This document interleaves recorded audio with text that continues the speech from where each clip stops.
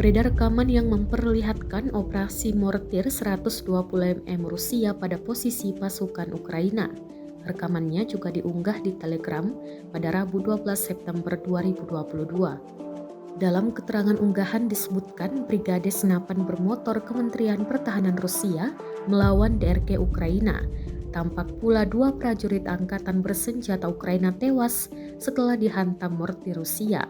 Rentetan serangan diluncurkan di wilayah Kharkov, tepatnya di tempat bernaung DRG Ukraina.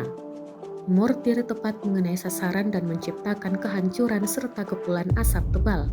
Perang yang terjadi di antara pasukan militer Rusia dengan Ukraina hingga Rabu 12 Oktober 2022 terhitung telah berlangsung 231 hari lamanya.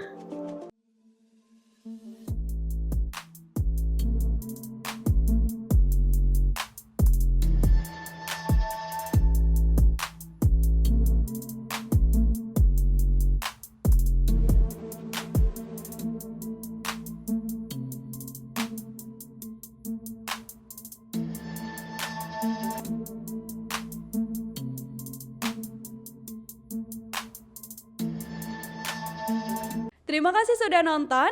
Jangan lupa like, subscribe, dan share ya.